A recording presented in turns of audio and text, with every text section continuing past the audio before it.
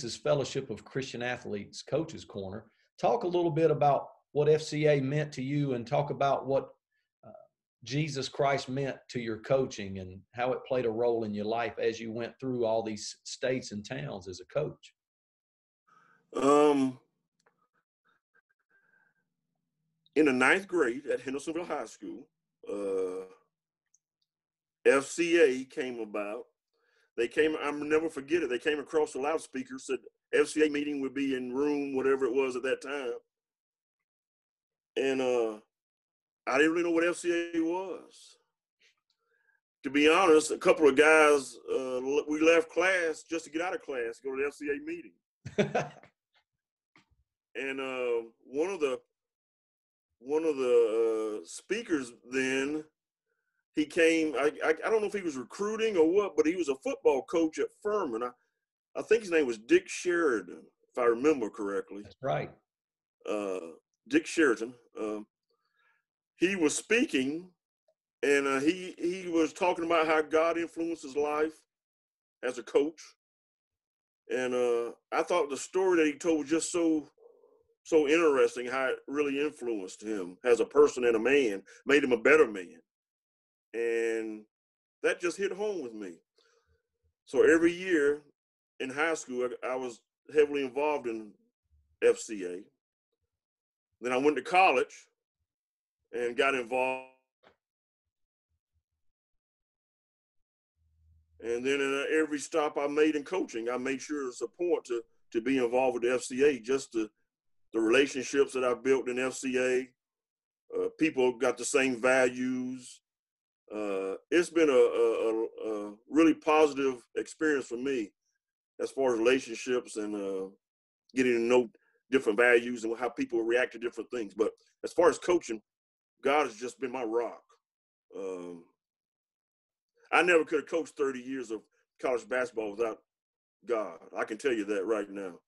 For 16 years, I took my football kids, to FCA camp. Most of those years it was at Gardner-Webb University, a few at Hickory at Lenore-Ryan, and I think one year we went down even east to UNC Pembroke. But we had great years seeing kids and coaches come to know the Lord on my own staff and the other teams that were there.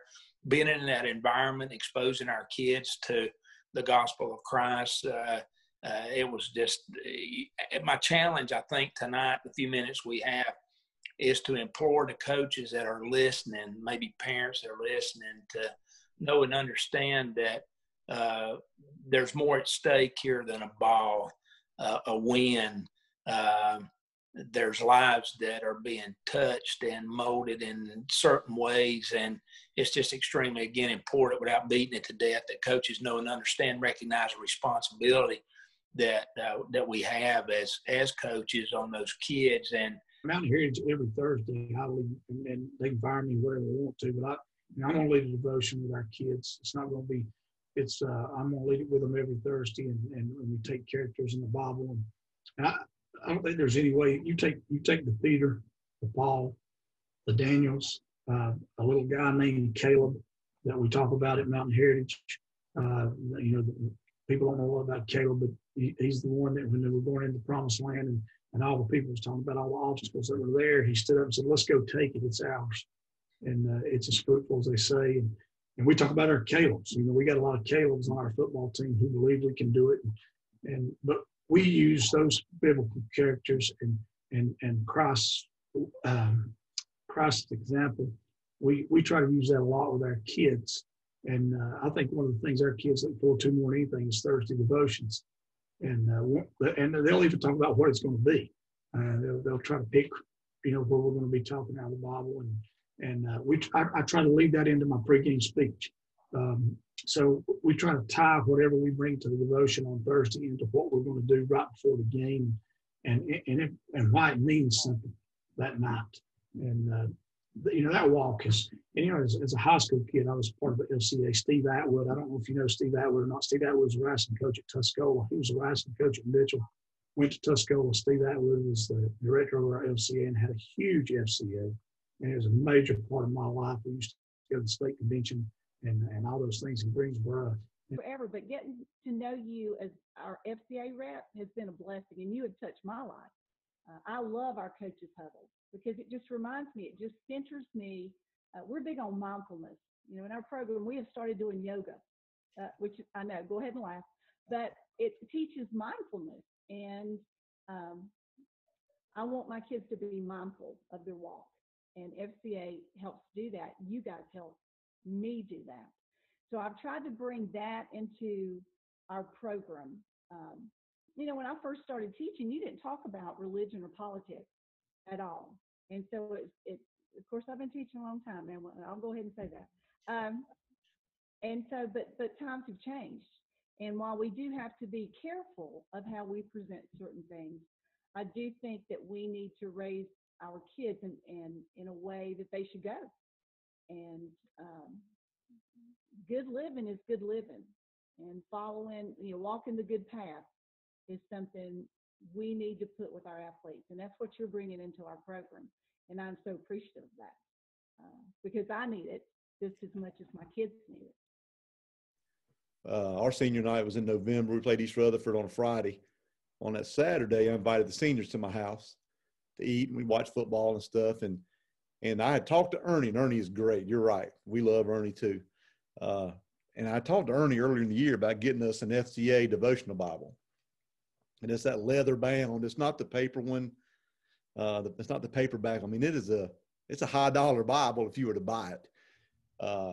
But we had the means in our county, and he got me 25 of those Bibles.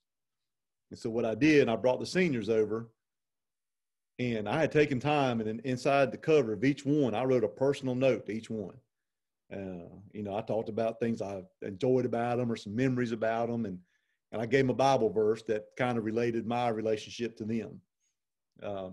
When they came over, I told them, I said, guys, the gist of my message was, I said, I want you to keep this Bible. I said, some of you may never have opened a Bible, and I want you to keep it. I said, don't throw it away. Don't put it somewhere and never. I said, because there's going to come a point in your life when you're going to want to come back to this. I said, you may not go home this weekend and read it. You may not read it next year. But there's going to come a point where God's going to have you at a point where you're going to have to come back to him. And I said, I want you to have this Bible. And I want you to think, man, Coach Wilbanks gave me that Bible my senior year. Where's that thing? And you can pull it out and you can read it. And maybe you can read what I wrote you. Maybe something will encourage you. I said, but God has his way of getting to you. And I said, you're going to go to college. And like most of our testimonies, my testimony, my college years, I was not walking with the Lord. I was far away. But he used some things to bring me back to him, like my wife. So I told him, I said, when you're in college, man, you're going to face some temptations. You're going to deal with some things. And you're going to probably do some stupid stuff. I said, but have this Bible somewhere where you know where it is. I'd love for you to read it every day, but I want you to at least have it so you can come to it when the time's right. That the two kids that died in car accidents when I was at Inca, Steve was the first person there. And since FCA come along, you know, especially when I've been at East and Inca, and now Danny Wilkins being around every week. And, you know, I think some people just think that FCA is a club that you have at school, and maybe they might provide team meals for football, but it's so much more than that. You know, I think that I can remember both instances when we had the two kids die in a car wreck, Steve showing up that morning and other local youth pastors that you know, partnered with Steve and helping feed meals and this and that. And those are the people that our kids connected with because they were there with them all the time. Our county sent out grief counselors, and our kids really wouldn't, they didn't connect with them because they didn't have a relationship with them. You talked about this coaching, and what you're doing now is all about trying to develop relationships. You talked about going down to North Henderson, trying to get to know some of those kids. Like, the only way that we can impact kids' lives is to get to know them and show kids that we care about them. And if they know that we care about them, then we can do a lot more than that than what we know with their X's and O's. So, I mean, I could go, you know, those guys begged me to go to FCA camp for years, and I didn't go. And then we ended up going the last 2 previous years of this. And what an amazing experience that is, to take your kids to FCA camp down at Lenore-Ryan doing that. And I could go on and on and on what FCA does. We do a coach's Bible study every week that Danny comes in and does with us. And we've done 3D coaching and stuff like that. So I can't say enough about FCA and what they do for student athletes in West North Carolina. Speak a little bit about what FCA means to your program and what Christ means to you personally and for your kids, and how it impacts your coaching. Sure. In the ways of coaching today, our hands are tied in a lot of areas about what we're supposed to talk about and not supposed to talk about. So I feel like I try to walk that line of my role is to let kids know that I love them and that I'm there, and that there's something more important than ourselves. And the way we treat people shows that, how we act, how we carry ourselves, how we present ourselves to the world. And so I try to do that. We will do some things where in the past we've had sleepovers, and then we will go to church the next day, which is pretty cool. And it's not a mandatory thing. It's a, if we would love for this to be a thing, and if you don't want to participate, that's okay too. We've had the kids do the student-led Bible studies, which has always done a really good thing. I think kids feel a little more open to doing that when it's their peers and they don't feel like coach said I had to do this or I'm going to be in trouble. It's a more comfortable, laid back environment. And Danny Wilkins does a good job with that. He comes and visits with us. He'll come do some pregame snacks and have talks with us, which is really awesome. It just gives the kids a chance to see something that maybe some of them haven't been exposed to, and gives us an opportunity to kind of fellowship with them a little bit. Fellowship of Christian Athletes. And talk to us a little bit about how important Christ is to your coaching, and maybe what kind of an impact FCA has on what you do. Well, God is everything to me. I think I'm like most guys that grew up in the South. I grew up with parents that were big on the church. I have a father that's very spiritual, a mother, and her side of the family was very spiritual. And I try to live my life in a way where I can be an example to all the guys that I coach as to how to carry yourself and live in a Christ-like manner. I fall short of that sometimes, but we all do. So, my biggest thing is just to try to be the best person that I can be each and every day, treat people with respect, and love the guys like they're my own kids. But FCA, I was introduced to FCA my freshman year in college. When I got to college, my coach was a praying man as well. He led every Sunday morning. He led the FCA Bible study, and we got up every morning, man. And I know as a college student and going into being away from home, so far from home, just trying to continue the morals that was instilled in me back home to bring it up to South Carolina with me. It was hard, and because I was so far away from home and didn't have a church to go to, and so I tried to find my way. And my coach Larry Eppley, he did an unbelievable job just giving us the opportunity to do Bible study with him, and he took time out of his day to not talk only about basketball stuff, but the Lord, which is who's in charge of all of our lives. And FCA played a huge part in my development as a player and as a coach. Is the FCA camp in Black Mountain, which is always the last week of June. It's a 5-day deal where coaches and their families go, and I've probably built some lifelong relationships from that. Some of my dad's best friends, or he still talks to every day, came from that, making relationships at that camp. It's just a cool experience. You got guys from the NFL, college, and high school, middle school, all congregating on one mountain at one place at one time, and status doesn't matter. How much money you make doesn't matter. all you're there to do that week is serve the Lord and take it off the mountain and go live it every day. I learned going to that camp, the one thing I learned is you can do it the right way, because people at the top, the highest level, Tony Dungy would be there, Coach Rick. I mean, just big name people that you'd never see, anywhere else on a daily basis, because they have to live their life so different. They're almost celebrities, and just cool to see them witness the Word of God and be able to coach in that light and see that it can be done. You can be a Christian and win football games, and that's the biggest thing I learned from going to that camp year in and year out. That's probably the biggest thing I learned. Wow.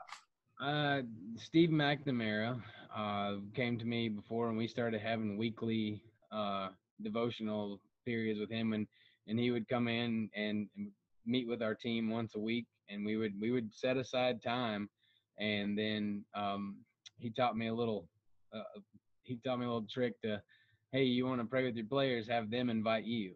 And so the first game of the season, I told one of them, I said, I just, when I'm walking by, you just, if you guys are about to pray, just say, hey, coach, you want to join us? And then that kicks down the door.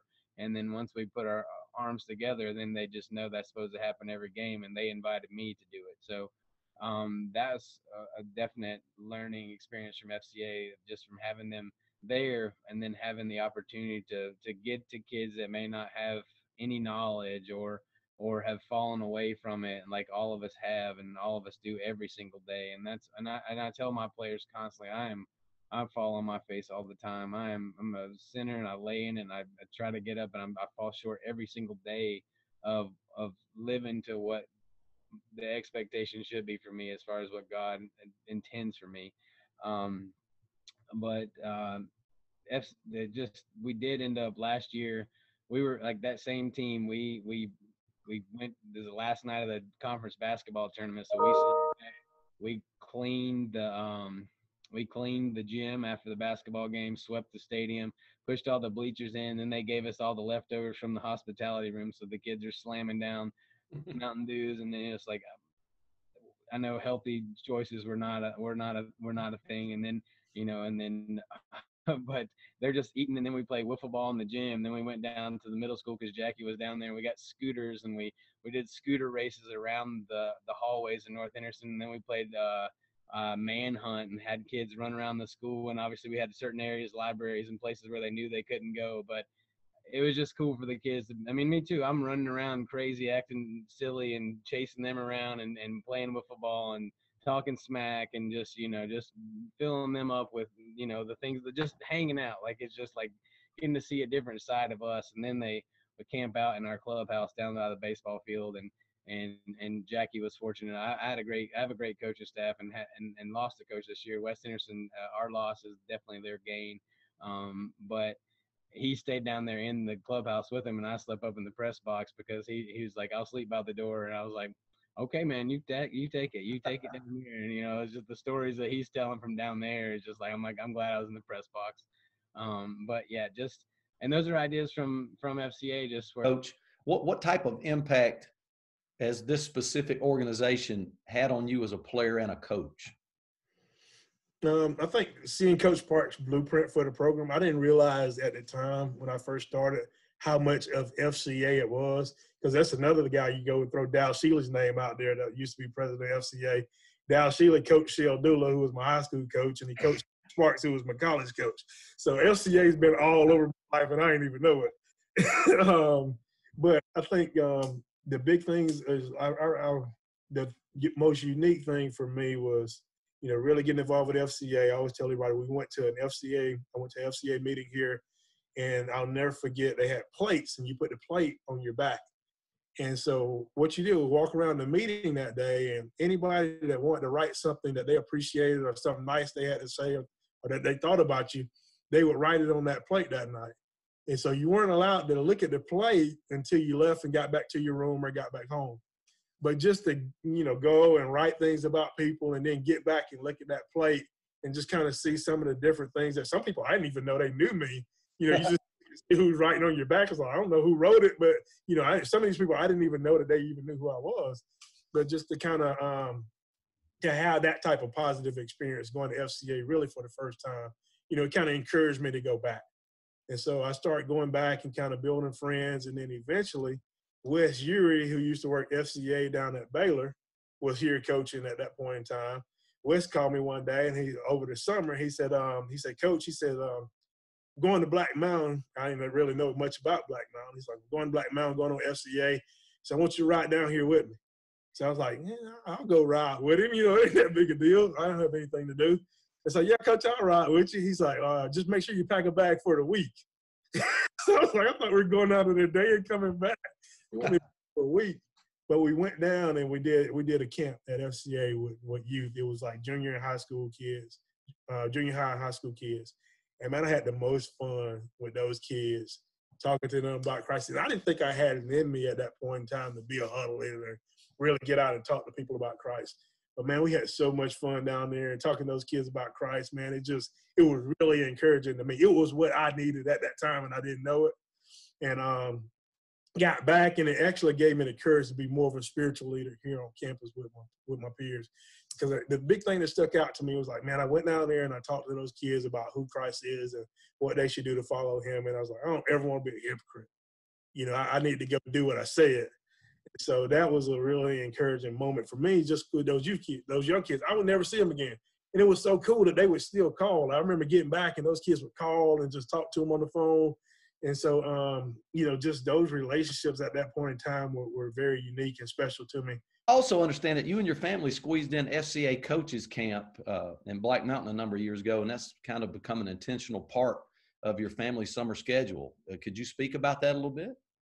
Yeah, so FCA coaches camp, it's something that another fellow coach's wife from our time at East Carolina recruited us to and just sold us on it. And when we got here to Gardner-Webb, Tim being the head coach, he was able to manage his schedule so that we could become available. And so we went. Our first year was in 2014, and we've gone back every summer. So we are hooked. But that time on Black Mountain, there's so many things.